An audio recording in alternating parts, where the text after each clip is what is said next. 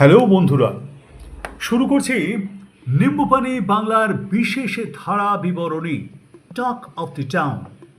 আজকের বিষয় বাংলার সেরা জুটি অদিতি মুন্সি এবং দেবরাজ। তাহলে শুরু করছি। আর হ্যাঁ, ভালো লাগলে কমেন্ট করতে ভুলবেন না। আর করুন like, share and subscribe Nimbupani Bangla. Aditi Munshi নামটা নিশ্চয়ই পরিচিত। রাজারহাট গোপালপুর বিধানসভা কেন্দ্রের বিধায়ক, বলা চলে রত্ন একজন। তার ভক্তিগীতি শুনে তো কান একেবারে ধন্য।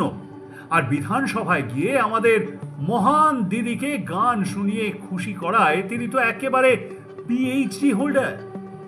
তবে গোলমালটা পাকালো গত 5 বছরে। গানের সুর বিধানসভায় শোনা গেলেও রাজারহাট গোপালপুরের সাধারণ মানুষ কিন্তু তার কাজের সুর কোথাও খুঁজে পেলেন না। অবশ্য তাতে কি, এলাকায় কাজ না হলেও গান তো হচ্ছে, তা হোক না। আরে গান শুনতে তো কেউ মানা করেনি, কিন্তু প্রশ্নটা অন্য জায়গায়। শোনা যায় তিনি এক মহাপুরুষের অর্ধাঙ্গিনী, নাম দেবরাজ চক্রবর্তী। তিনি নিজেকে ওই এলাকা এবং দক্ষিণ দমদম মিউনিসিপ্যালিটির অঘোষিত ডন বলে মনে করেন।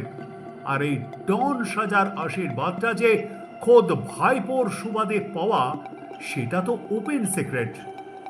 এলাকাবাসীর মুখে মুখে এখন দেবরাজ চক্রবর্তী, রাজীব চৌধুরী, যিনি মিউনিসিপ্যালিটি চেয়ারপারসন কস্তুরী চৌধুরীর আবার পরম শ্রদ্ধেয় স্বামী, বাণীব্রত বন্দ্যোপাধ্যায় এবং সঞ্জয় দাসের কীর্তিকলাপের মহিমা। প্রমোটারদের থেকে অবৈধ বিল্ডিংয়ের মাধ্যমে বছরে কোটি কোটি টাকার যে প্রসাদ এরা পান, তার একটা অংশ নাকি ব্যয় হয় অদিতি মুন্সির ইলেকশন ফান্ডিংয়ে। আবার বলছি, এগুলো কানা ঘুষ, অন পেপারস কিছু নেই, তাই আমাদের দিকে দায় টানবেন না। কিন্তু ওই কথায় আছে না, যা রটে তার কিছুটা ঘটে। তাই শোনা যায় বাকি টাকাটা নিজেদের পকেটে পড়েন অদিতি দেবরাজ।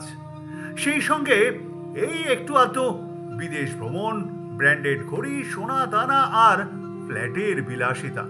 আর হ্যাঁ, যথাযোগ্য নজরানা তো ভাইপোর দরবারে পৌঁছেই যায়। অদিতি দেবী এখানে স্রেফ একটা ভদ্র মুখোশ, যার আড়ালে চলে বছরের পর বছর এই দুর্নীতি আর নোংরামি।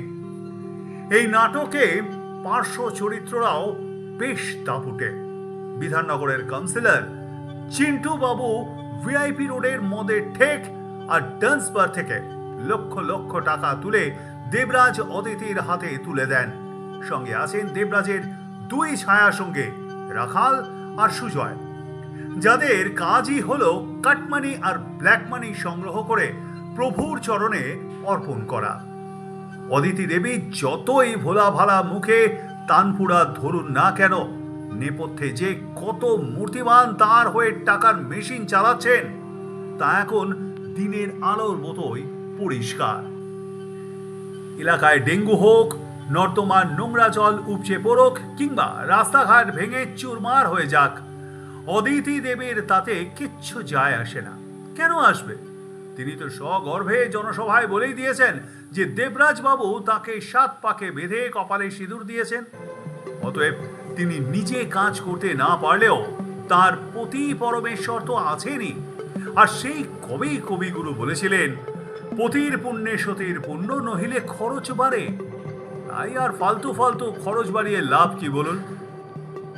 দেবরাজ আর তার বাকি 3 মূর্তিমান সঙ্গী মিলে কোথায় কত চুরি ডাকাতি বা বেআইনি কাজ করলো, তা নিয়ে স্ত্রী হিসেবে অদিতি দিদির প্রশ্ন তোলার কোনো প্রশ্নই ওঠে না। কারণ পরমেশ্বর যাই করুন না কেন, তা শিরোধার্য।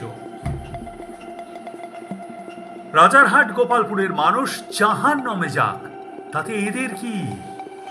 অদিতি দেবী তানপুরা বাজিয়ে গান গেয়ে দিদি আর ভাইপোকে খুশি রাখতে পারলেই কেল্লা ফতে।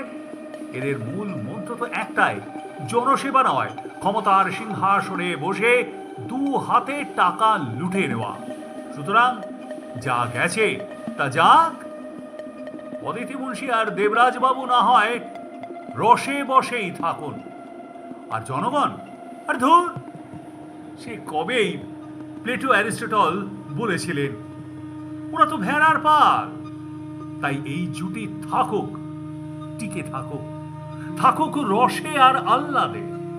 না, নিন্দুকেরা একটু গাঁইগুই না হয় করল।